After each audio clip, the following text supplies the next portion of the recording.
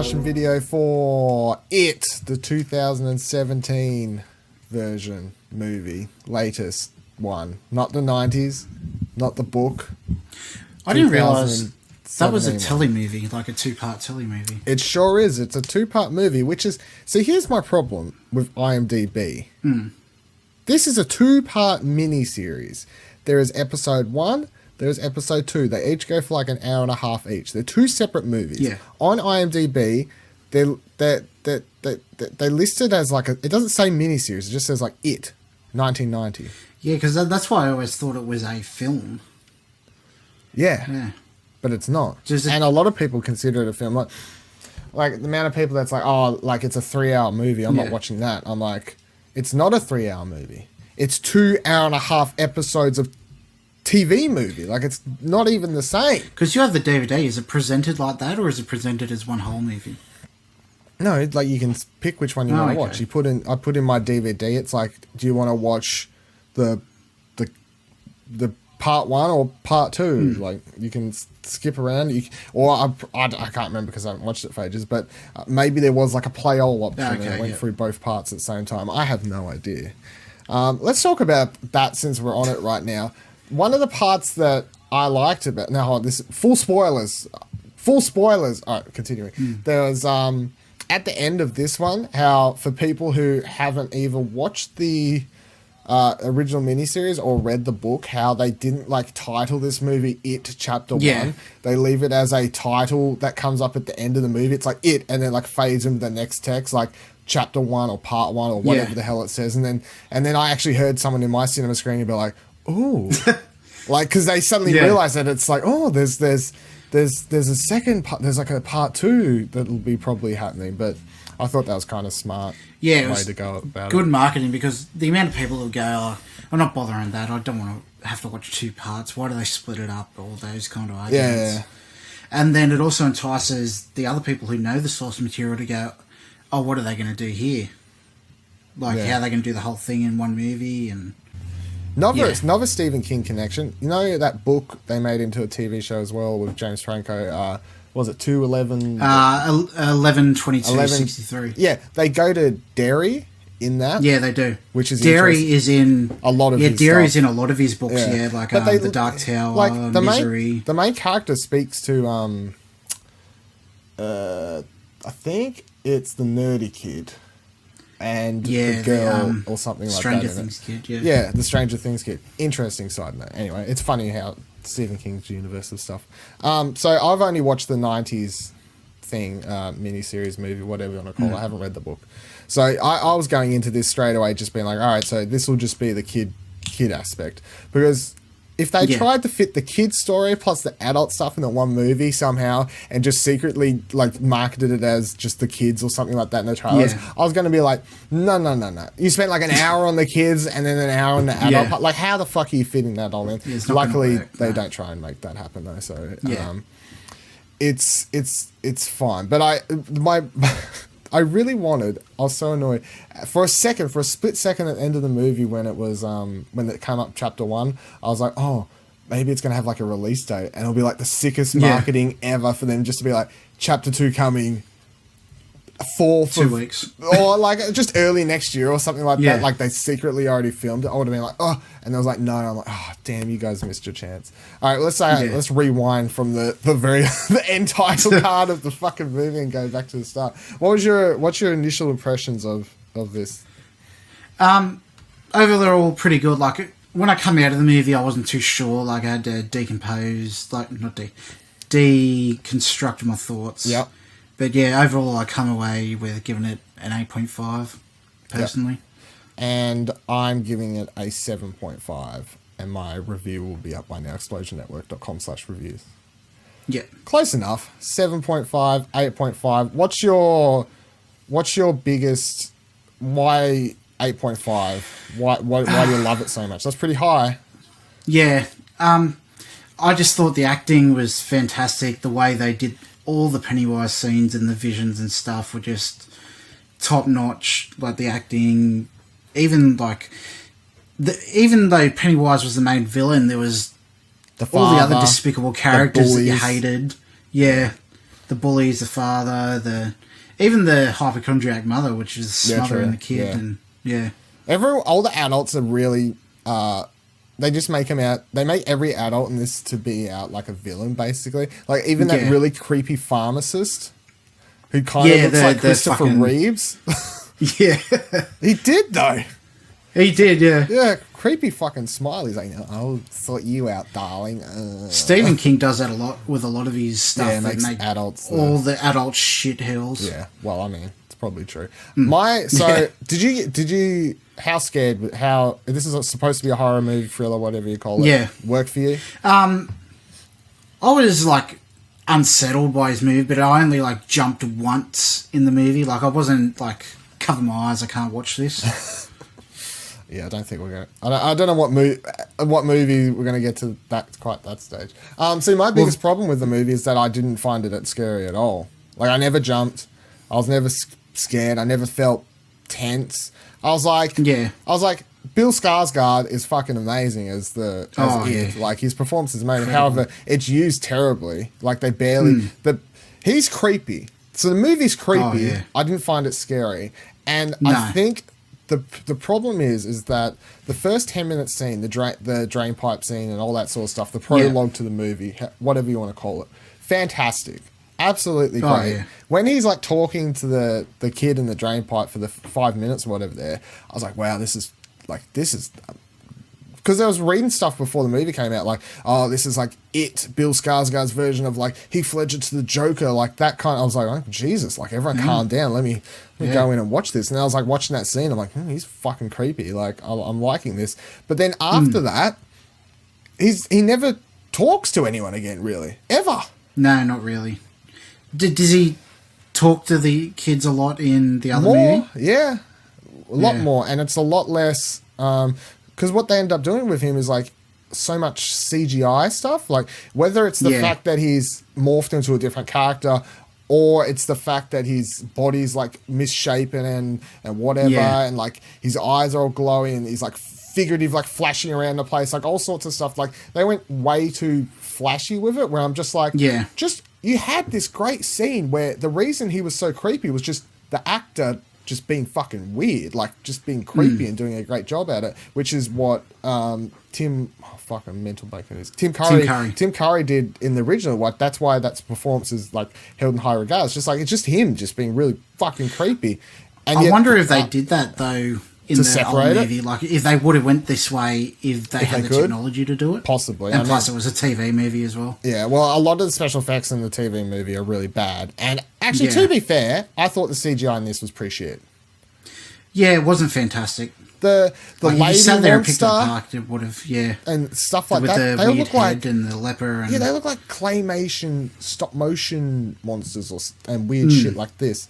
There's a thing that happens in the second part that I'm like, oh, I hope the CGI looks better because that's just going to look terrible. And I remember it looks terrible in the 90s one, but I'm like, high budget movie. This movie's making a lot of money at the box office. Like, oh yeah, I think it's the biggest September release post Labor Day or something. I heard something ridiculous.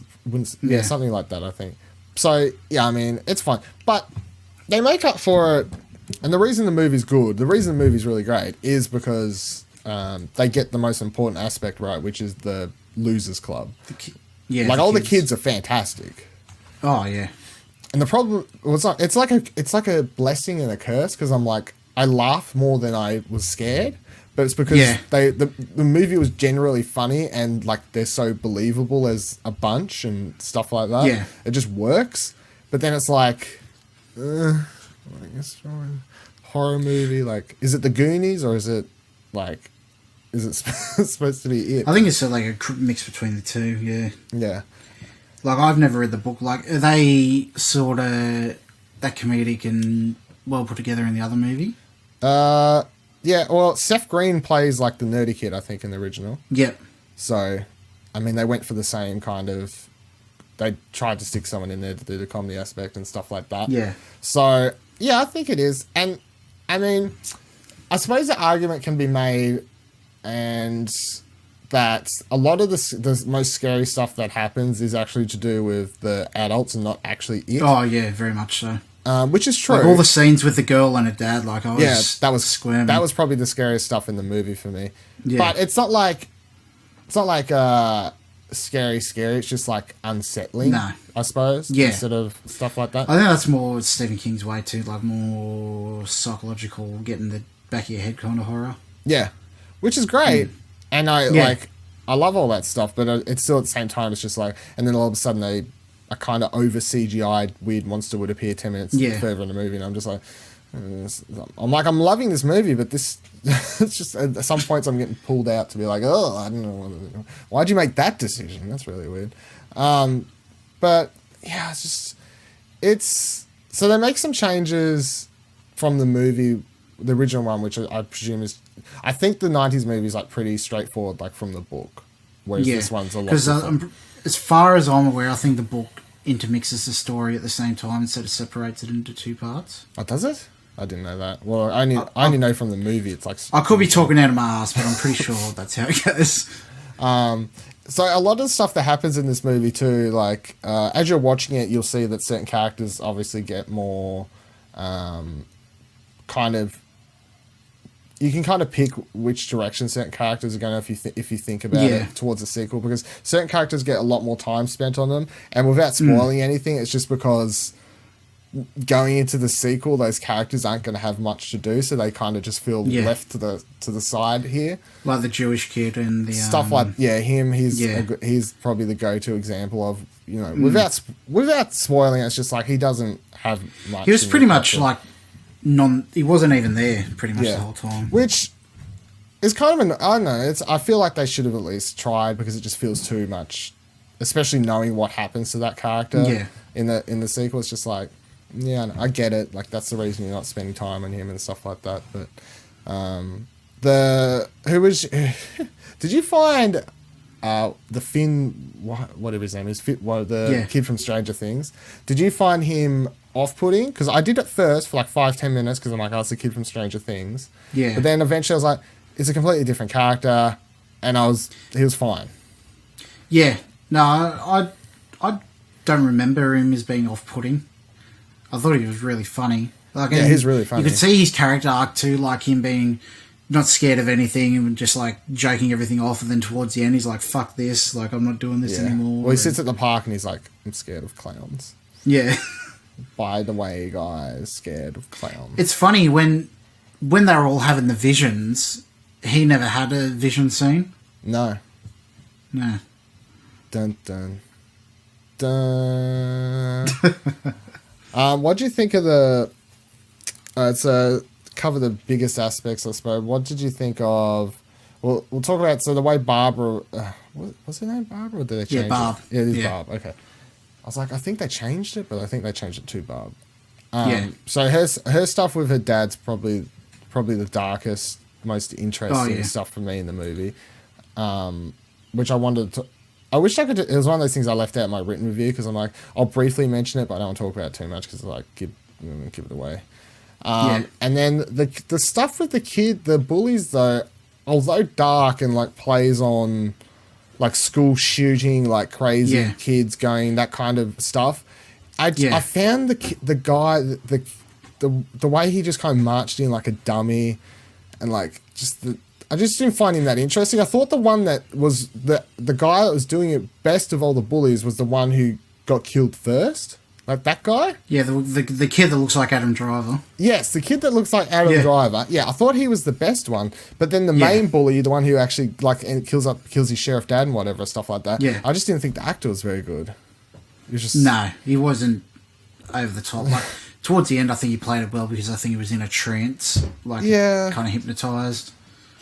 But but so they're probably the two, and that is the thing about the movie. I mean, it's about a clown trying to terrorize people, but it has these two big dark things in it, which is that like the Barbara's problems with her abusive father, and then the school shooting nearly happening, basically, where pretty sure if he wasn't killed there, he probably just would have marched through and shot everyone up or something like that. Ridiculous. Yeah, wouldn't surprise That me. was on the road he was going.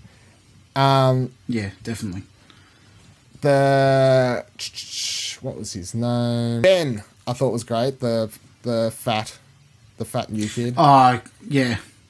He was probably my Yeah, favourite. he was.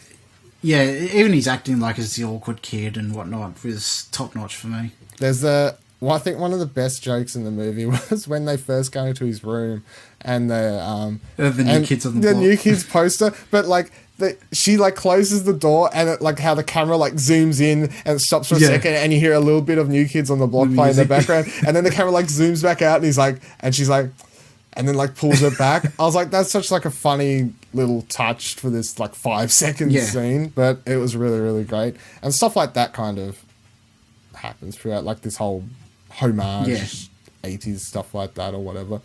But still, no matter how many times I think about this movie, I can't help compare it to Stranger Things, even though they're not really alike at all. Yeah, I think that's the biggest detriment to like Stranger Things does that thing that it does so this, perfect but better. Yeah. But it's so weird because Stranger Things is like paying homage to these stories, stuff like this, this 80s stuff. Yeah. But it does it so much better. So much better. And it's hard not to think about it, especially when it's got one of the fucking actors from Stranger Things in it. Yeah, that's it. I was like, oh, where's the rest of them showing up when I saw him? Yeah. It's like, oh, it's kind of a thing. It's like, oh, there's one girl. There's like all the rest of guys. They're all losers. Blah, blah, blah, blah. It's hard not to draw correlations, of course. I suppose. And Stranger Things, scarier than this. And deals with...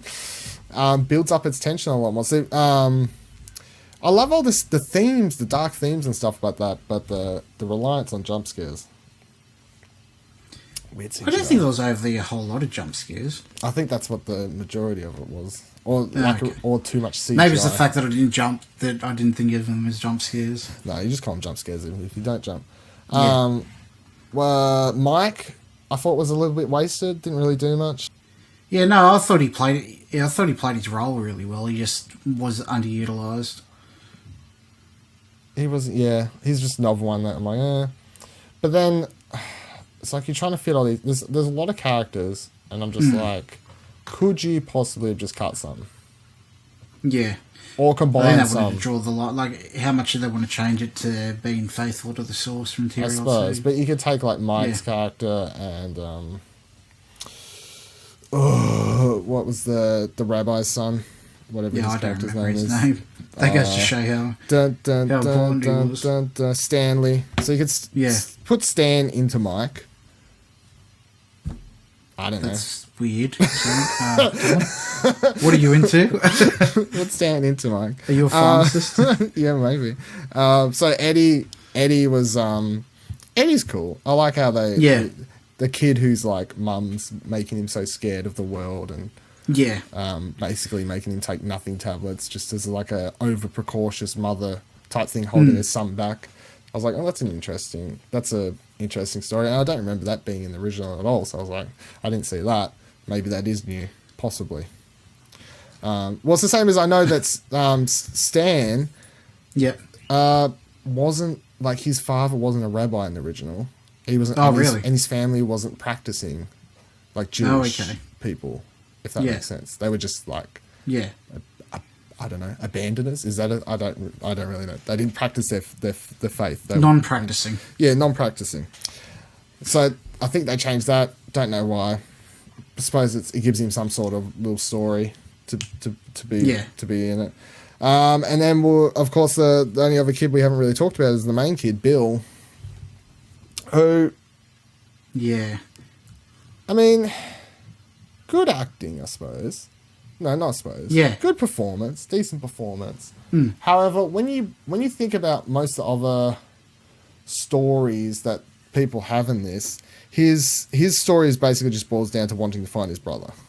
Exactly. And it's not as big, eventful, or dramatic, or doesn't tackle as darker themes as a lot of the other ones do, really, either. So he kind of feels a lot emptier, and also his romance with Barbara doesn't feel that was weird.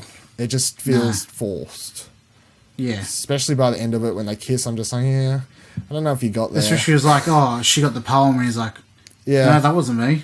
Yeah, like, oh, righto, whatever, forget about that. I was like, go be with the new kid. You and him hit it off. And I think to me he was too fearless. Like, he wasn't scared. Yeah, he doesn't get scared at once in the whole movie. The only time he breaks down is when he's facing his the younger brother, like, but he knows it's and he has to shoot him. But he knows it's Pennywise. But he knows he knows it's Pennywise. But that's like the closest you get to. Speaking of that scene, I was like, oh, he shot him and he didn't change right away. And I was like, fuck, was that really his brother? That would be fucking hilarious. What do you think of that? Let's wrap it up towards the end here. What do you think of the fight scene there? Because I thought it was kind of meh. Like, they're pummeling on him. They're like, hit him. It's an Avengers scene. It's an Avengers scene, but I didn't find it that exciting to watch, really. Seeing the kid. I mean, it's supposed to be when they finally face it, kids. It's supposed to be the kids all facing their fears together, and they're beating their fears worried about them anymore. I get what it's going for, but at the same time, it just boils down to a bunch of kids hitting a clown with a baseball bat. Yeah, like I really didn't feel like it got across the theme that it was trying to do of them facing their fears like quite well enough. Not at all.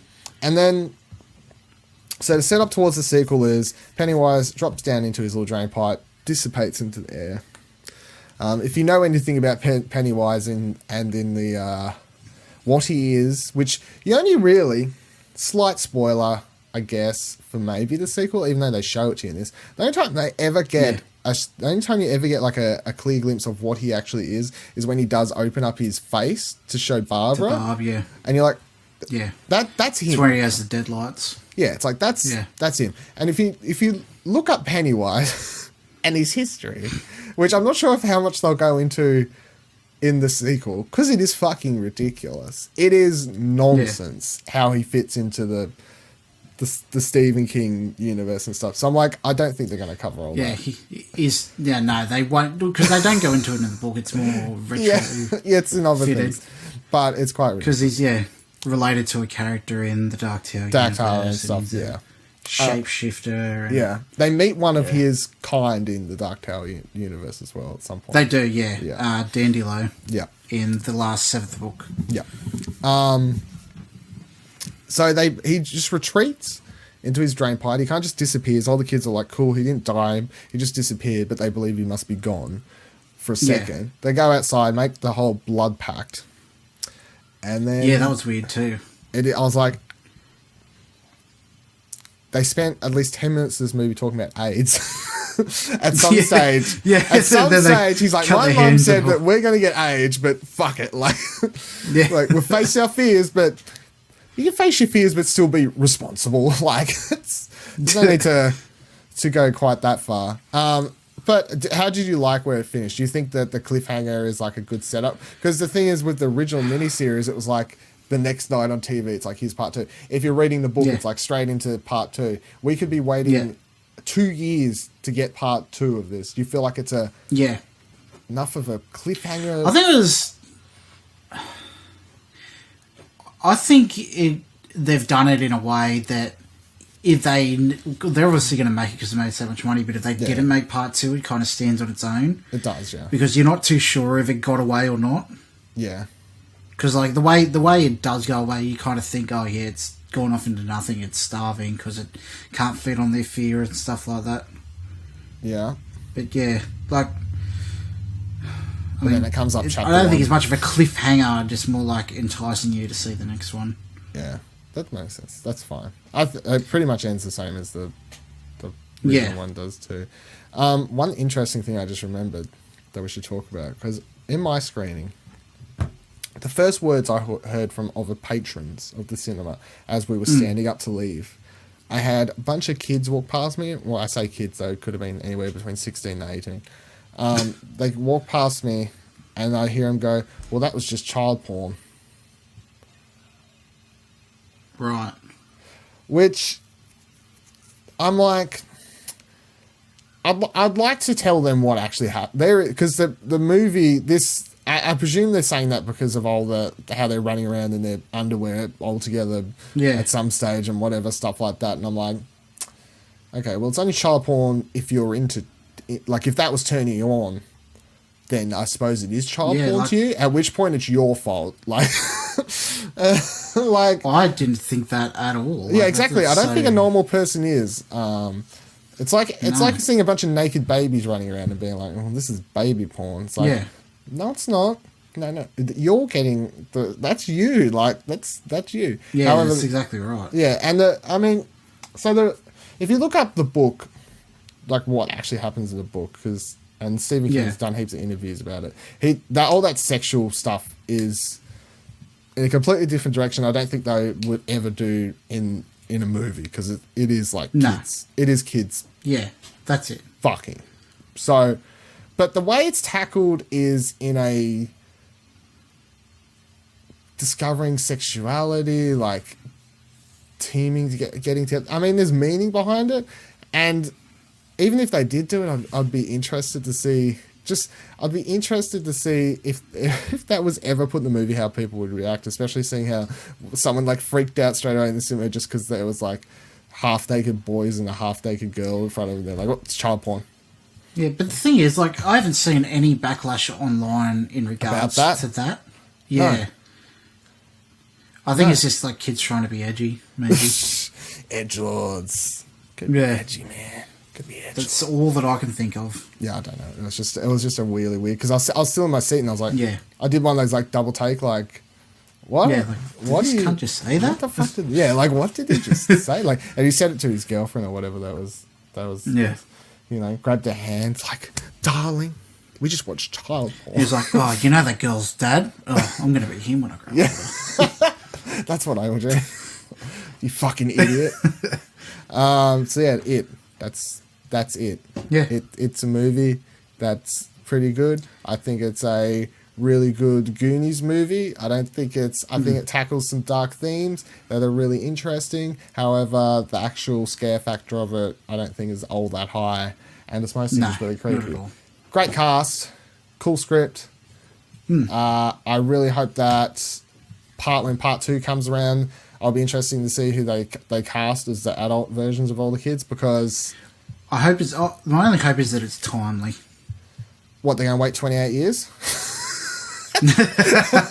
Yeah, so those actors are 27 years older. Fucking commit. Because the adult part in the original was not that great. Like the kid part is really good, but the adult part in the original one, apart from the fact that you get Annette O'Toole, the rest of it's like meh. Yeah, that's going to be the hardest part, finding actors that can fit them. That can fit with the kid versions, but are also good actors. Yeah. And it's like, as soon as you put adult actors in, it's like, is this going to become a C-grade horror film all of a sudden? Because it's like most horror movies star adults, of course. Like they don't actually star kids, so that's like separates it automatically. So I don't know. And then I just hope they give Bill Skarsgård way more screen time, less CGI, Oh, me too. just more reliance on him being just doing it, just acting. Yeah, because he's really good. I love that drainpipe scene. And then I'm like, oh, okay, you just it was fantastic. I don't know, you just used him wrong for the rest of the fucking movie, completely wrong. But nonetheless, he gets a chance to redeem. He don't know, not to redeem himself. Not his fault. The director, studio, writers, they get a chance to. He did the best. He did the best with what he was given. He did great. He was completely underused. I feel sorry for him. His performance deserved better. Yeah, I saw him too. Very much. Look, it's all connected by the sewers. That's where it lives.